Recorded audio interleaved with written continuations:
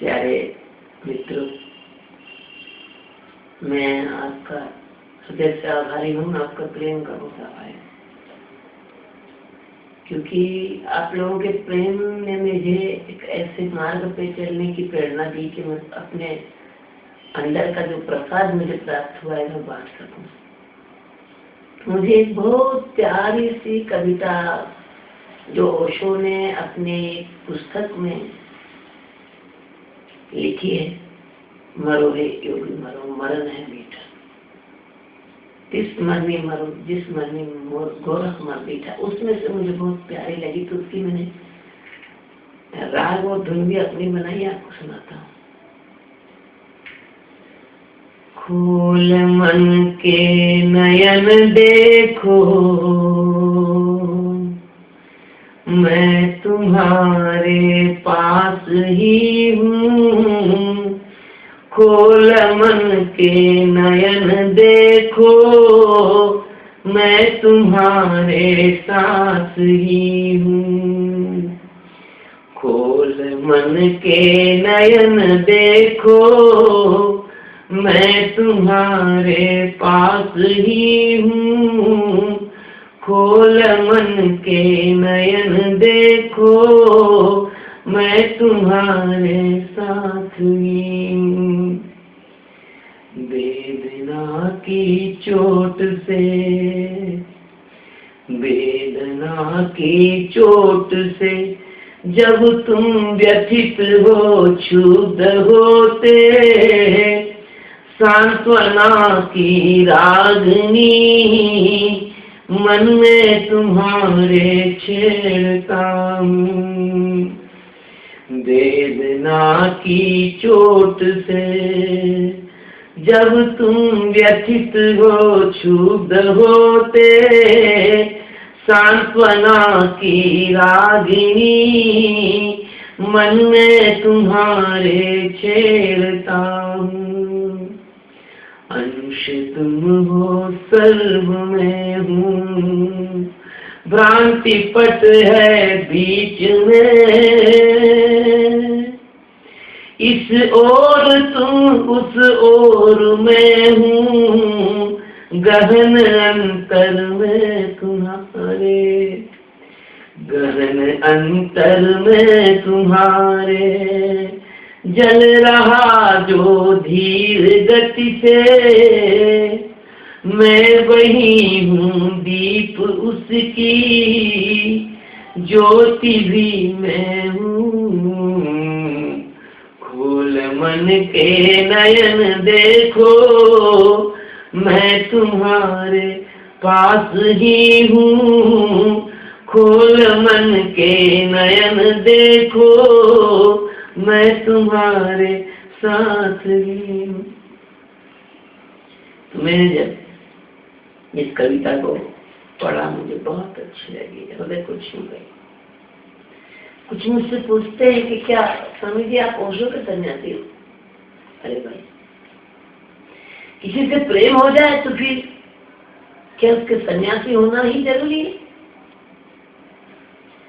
ओशो ने इतना बड़ा प्रकाश स्तंभ अपनी प्रज्ञा के द्वारा जगत में स्थापित किया है कि कोई व्यक्ति जो परमात्मा की ओर जाना चाहता है, अपने अंदर मौजूद परमात्मा को पाना चाहता है और प्रेम में पूर्णता से जुड़ना चाहता है, एग्जिस्टेंस को जानना चाहता है, बुद्धत्व को पाना चाहता है, अस्तित्व को पाना चाहता है, अस्तित्व को जानना चाहता है। शब्द बोने हैं भाई, पाना जानना ये दोनों ही मिथ्या है, लेकिन कहना तो ऐसे ही पड़ेगा ना। जगत के जो शब्द हैं बड़े सीमित शब्द हैं और असीमित को व्यक्त कर पाना इन शब्दों के सामर्थ्य नहीं। तो उसे ओशो के द्वारा दिए गए जो पैमाने हैं, स्केल हैं, मापदंड हैं और जो मार्गदर्शक बिंदु है, बहुत बहुत मदद करते हैं। तो उसमें कहने में क्या संकोच है कि मैं ओशो का सन्यासी हूं या नहीं? मैं तो ओशो का प्रेमी हूं, इतना क्या पर्याप्त नहीं है? यदि किसी से प्रेम हो जाए तो ये पर्याप्त नहीं है? क्या उसके लिए आवश्यक है कि पूरा विधि विधान से लोगों को दिखावे के स्तर पे उतरना होगा। जब व्यक्ति अपने अस्तित्व में खड़ा होता है तो वो अस्तित्व का सन्यासी होता है। और ओशो अस्तित्व है, बुद्ध अस्तित्व है, महावीर अस्तित्व है, अष्टावक्र अस्तित्व है, दादू पलटू रविदास नानक अस्तित्व है। जब भी कोई मास्टर जगत में आए जिन्होंने अपने संपूर्णता से एक जीवन क्रांति स्थापित की, तब भी ऐसे लोग थे जो उस क्रांति से असहमत थे, उसके विरोधी थे। और आज भी लोग उस तत्व की ओर जाना नहीं चाहते, बल्कि उस तत्व का विश्लेषण करना चाहते हैं, उसको चीर-फाड़ करना चाहते हैं, संपूर्णता से, पूर्णता से, समग्रता से उसमें जीने की अभिलाषा नहीं रखते। उसमें जीना है, यही महत्वपूर्ण है। ओशो का सन्यासी होना या ना होना यह महत्वपूर्ण नहीं है। यदि कोई इसमें जीता है तो ओशो बहुत प्रसन्न होंगे उससे, कबीर बहुत प्रसन्न होंगे उससे, नानक बहुत प्रसन्न होंगे उससे। प्रत्येक जो मास्टर आए, प्रत्येक सदगुरु आए, सदगुरु शब्द बहुत प्यारा है, लेकिन क्या होता है इस शब्द को बदनाम कर दिया गया है। अगुरु अपने आप को सदगुरु कहने लगे, परमात्मा के प्रेमी भ्रमित हो गए। और उनको भ्रमित करने में तथाकथित धर्म के जो ठेकेदार हैं उनका बड़ा हाथ है, क्योंकि दुकानें बंद होने लग जाती हैं। जब सदगुरु आते हैं तो धर्म की दुकानें बंद होने लग जाती हैं, एक क्रांति खड़ी होती है, एक नए ढंग का विचार अनुयायी लेता है, एक ऐसी प्रणाली विकसित होती है जो अपने अंदर मौजूद परमात्मा को जानने के लिए अभी तक की सारी प्रणालियों से बहुत सुगम और सरल होती है। जो पुरानी प्रणालियों को पकड़ के चलते हैं, जो उनसे अपना व्यवसायीकरण कर रहे हैं, जिनने परंपरागत ढंग से उनके लिए मंदिर मस्जिद गुरुद्वारे वगैरह जो भी उन्होंने खोल रखे हैं, मंदिर मस्जिद गुरुद्वारे परमात्मा को पाने के केंद्र हुआ करते थे, कोई व्यवसाय नहीं हुआ करते थे। लेकिन पूरे के पूरे व्यवसायी लोग एकजुट होकर उसके विरोध में खड़े हो जाते हैं। आज तक यही इतिहास दोहराया गया। इससे परमात्मा के प्रेमी भ्रमित हो जाते हैं। उस व्यक्ति के पास कोई विरले ही लोग पहुंच पाते हैं जो अपना पूरा जीवन दांव पे लगा सकते हैं। यह एक बहुत प्यारी सी बात ओशो ने कही कि 100% 100 डिग्री पर पानी उबलता है, 100% प्रेम, 100% डूबने की भावना, 100% अपने अंदर उतरने की अभिलाषा, एक एक पल, एक एक क्षण, एक एक वर्तमान के क्षण में क्षण क्षण करके जीने की अभिलाषा और उसी में लगे रहने की उत्तेजित आकांक्षा, एक ऐसा प्रयास जो प्रयास होकर भी प्रयास नहीं है, निष्प्रयास है। आपको अपने अस्तित्व में जगाने का सामर्थ्य होता है। आप एक दिन अचानक एक घटना घटित होती है और आप अपने बोध अवस्था में खड़े हो जाते हैं। ऐसी घटना जो महावीर के जीवन में घटित हुई, जो बुद्ध के जीवन में घटित हुई, जो ओशो के जीवन में घटित हुई, जो और भी लोगों के जीवन में घटित हुई और होगी और होती रहेगी। ये जगत कभी मास्टर से खाली नहीं होगा, सदगुरु से खाली नहीं होगा। ये जो जगत है, इस जगत में हर समय कोई न कोई अपने आप में जागा हुआ व्यक्ति, अपने आप को जानने वाला व्यक्ति ऐसा मिल जाएगा जो आपको भी जानवा सकता है। अपने को जानना इतना कठिन नहीं है, लेकिन अपने आप को जानकर और एक ऐसी क्षमता में जीना और लोगों को जानवाना, लोगों को उस अव्यक्त तत्व को व्यक्त करने की क्षमता जिस व्यक्ति में होती है, वही तो लोगों को जगवा सकता है, जानवा सकता है। तो वो जो शक्ति है वो बहुत बिरले दुर्लभ लोगों में होती है। बुद्धत्व में जन्मना, बुद्धत्व में प्रवेश करना बहुत आसान है, लेकिन बुद्ध होकर बुद्ध बनाना, पारस होकर पारस बनाना, सद्गुरु होकर सद्गुरु बनाना, अपना दीपक जला के दूसरों का दीपक इसलिए जलाना ताकि वो और भी सैकड़ों लोगों के दीपक जला सके, ये थोड़ा सा कठिन मामला है। क्यों? कि इसमें अस्तित्व की अनुकंपा भी लगती है। जिसको अस्तित्व चुनता है वही यह काम कर सकता है। बहुत अंधेरा है इस जगत में, बहुत हिंसा है इस जगत में, धर्म के नाम पर बड़ा भटकाव इस जगत में। आदमी क्या बचा रहा है? आदमी धन बचा रहा है, पदार्थ बचा रहा है, सपने बचा रहा है, ऐसी चीजें बचा रहा है आदमी जो कि मौत एक झटके में छीन लेगी, जिससे नींद में से उठने के बाद सपने में पाई हुई वस्तुएं अचानक गायब हो जाती, आप कितना भी ढूंढो फिर नहीं मिलती। ऐसे मौत तुम्हारा सब जो बचाना है वो छीन लेगी, लेकिन बचाया नहीं। इसको बचाना चाहिए। अपने आप को कहाँ बचा पाए? अपने होने को कहाँ बचाया? परमात्मा का एक सहज प्रेम, जो प्रेम दिया था एक दूसरे को देने के लिए, एक दूसरे से प्रेम में निर्वहन करने के लिए, एक दूसरे से प्रेम में डूबने के लिए, वो प्रेम कहाँ बचा पाए? संबंध तो बचा लिए, लेकिन संबंधों की आत्मा तो मर गई। भाई का भाई से प्रेम नहीं रहा, प्रेमी का प्रेम का प्रेम नहीं रहा, पति का पत्नी से प्रेम नहीं रहा। क्या बचाया? करुणा बचाई। इस जगत में करुणा के नाम पर जो है कितनी बड़ी हिंसा होती है। इस जगत में एक समुदाय दूसरे समुदाय को अपने विचार नहीं मानने के कारण मारने को उतार हुए।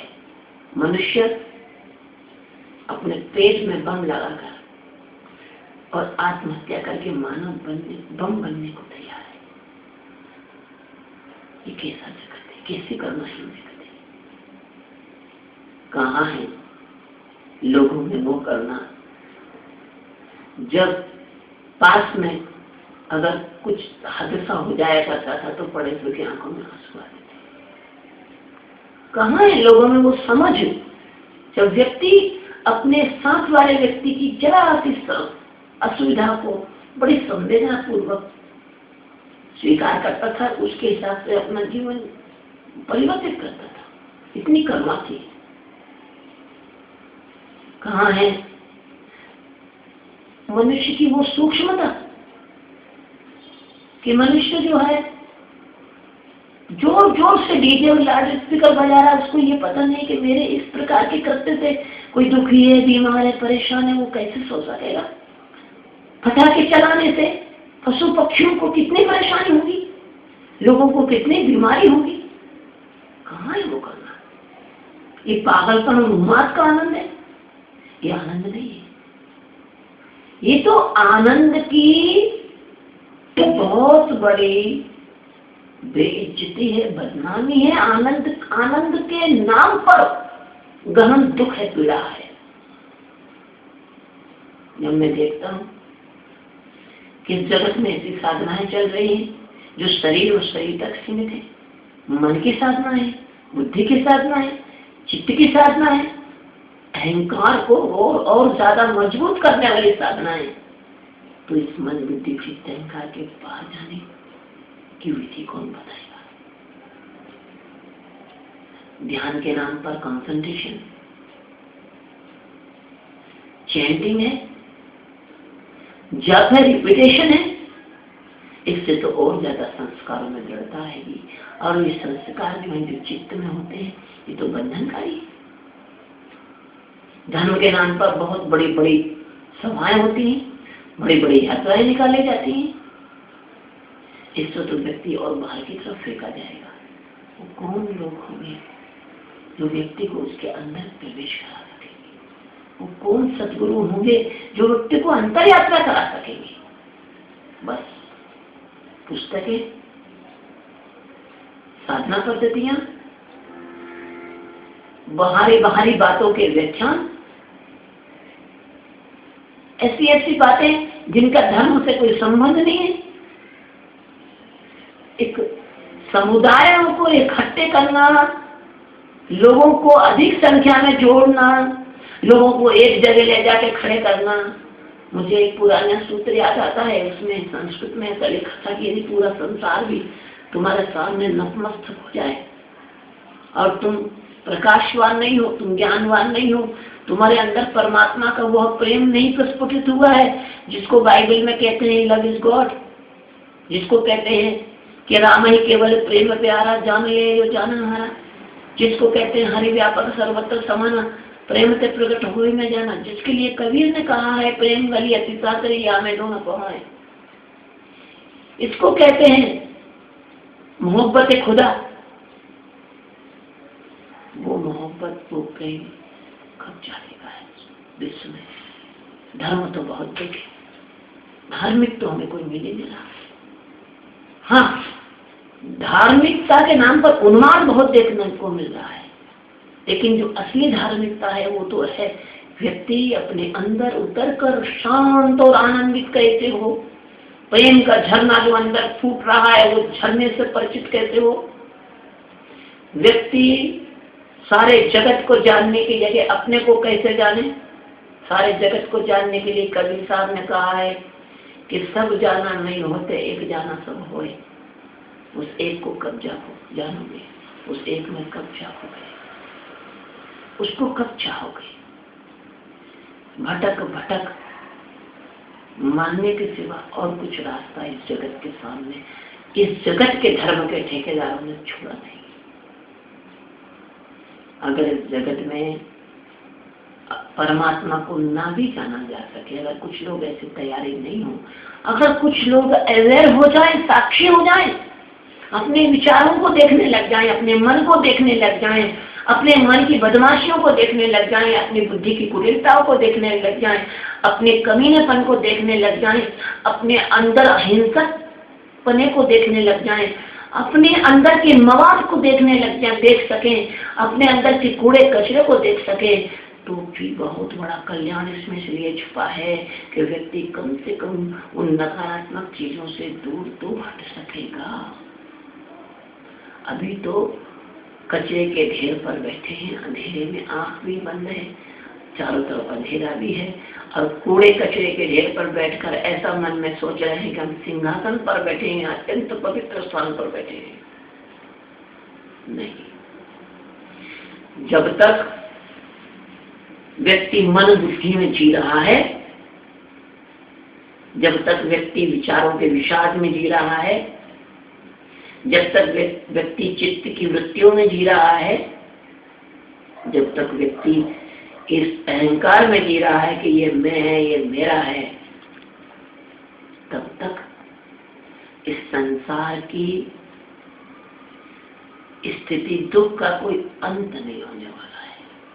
जब व्यक्ति होश में आए, अपने अंदर जिए, अपने मन की बदमाशियों को जाने, अपने विचारों की बेवकूफियों को जाने, थोड़ा सा डिटैच हो, उनसे अलग हो।